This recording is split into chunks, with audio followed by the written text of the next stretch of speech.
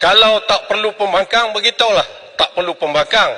Yang Mak Berhormat Tambun satu masa dulu saya ingat, masa duduk di situ menjadi Menteri Keuangan, pernah menyebut bila membahaskan tentang perbankan tak berfaedah. Yang Amat Berhormat sebut, sebenarnya selain daripada perbankan tak berfaedah, ada pembangkang tak berfaedah. Jadi kalau tak perlu pembangkang, buatlah undang-undang, jangan perlu ada pembangkang. Ini berhubung dengan peruntukan. Saya nak sebut, sehubungan dengan itu juga ada satu laporan yang cukup positif, yang cukup profesional dan cukup tidak memihak daripada Bersih. Satu NGO yang memihak dulunya kepada pihak kerajaan. Satu press release telah dibuat pada 27 November semalam oleh Bersih yang bertajuk memaknai kalimat Madani, hormati semua wakil rakyat dengan CDF sama rata. Antara kandungan yang saya baca sepintas lalu, gabungan Bersih dan Ideas mengkritik kenyataan Perdana Menteri PMX Anwar Ibrahim yang mengatakan bahawa kerajaan perpaduan tidak akan memberikan peruntukan kepada ahli parlimen pembangkang semasa Kongres Keadilan baik ini. Bersih dan Ideas sekali lagi menggesa kerajaan perpaduan pimpinan PMX. Ini gesaannya. Dengan slogan Madani mereka, untuk memaknai kalimat Madani ini dengan sebenar-benarnya, dengan memberi peruntukan pembangunan kawasan yang sama rata kepada semua ahli parlimen. Tidak kira sama ada yang menyatakan sokongan kepada kerajaan mahupun di pihak pembangkang. Peruntukan CDF ini sepatutnya diberikan kepada semua ahli parlimen, bukannya semata-mata kepada ahli parlimen kerajaan sahaja, kerana semua ahli parlimen dipilih oleh rakyat di parlimen masing-masing. Rakyat mendengar yang buat Tan Sri. Kerajaan perpaduan seharusnya bersifat lebih reformis dan progresif dengan mengkanunkan peruntukan CDF kepada ahli parlimen sebagai undang-undang, agar peruntukan ini tidak disalahgunakan sebagai balasan untuk mempengaruhi, ini penting, mempengaruhi mana-mana ahli parlimen bagi menyokong kerajaan. Sebagaimana yang berlaku kepada hari ini, 4 ahli parlimen bersatu telah menyatakan sokongan kepada kerajaan ini. Tambah sekarang ini 5, tak ada masalah. Jadi saya juga dalam hal ini ingin memuji pendirian sahabat kita daripada Pasir Gudang yang mengatakan bahawa peruntukan yang sepatutnya diberikan oleh kerajaan Madani ini dilaporkan. Saya tak bercakap kosong. Beliau mengatakan, beliau ada di sini. Terima kasih Pasir Gudang. Saya ini umur bukan panjang sangat. Sekurang-kurangnya kita buat satu perkara betul. Perlu ada pindaan undang-undang.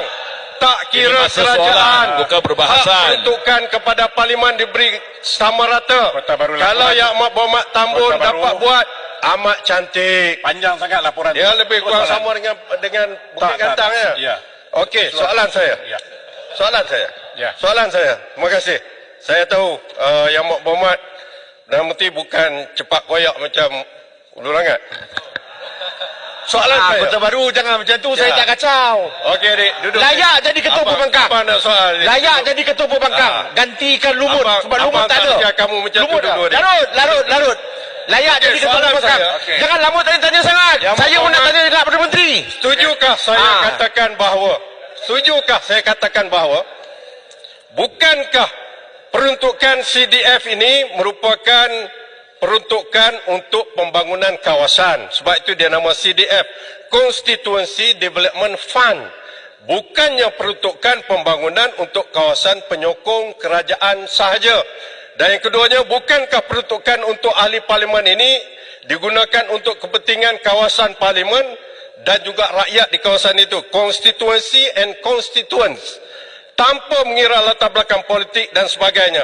Bukan untuk digunakan sebagai alat untuk menyanjung, membodek, atau minta maaf saya gunakan perkataan menjilat Perdana Menteri ataupun Putrajaya. Ya ayyuhallazina amanu lima taqulu ma la taf'alun. Kabura maqtan indallah an taqulu ma la taf'alun. Alamatul munafiq salasun. Iza hadasa kadzaba wa iza wa'ada akhlafa wa iza tumina khana. Menteri Agama boleh terjemahkan perkara ini. Terima kasih. Saya mohon jawapan yang Terima kasih. jujur dan ikhlas. Saya Terima faham Kota Baru marah betul sebab Batu Kek Gantang. Dia bersyarah. Ini maknanya Tan Sri yang Ketua bagi laluan yang baik. Ini menunjukkan Madani ini kita bagi laluan. Selalu soalan tu bikin pengkat. Dah marah macam mana? Tiap-tiap bulan kata nak ambil alih kerajaan.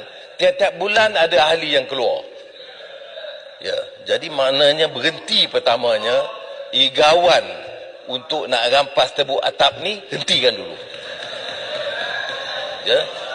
Keduanya, soalan tu tidak aneh.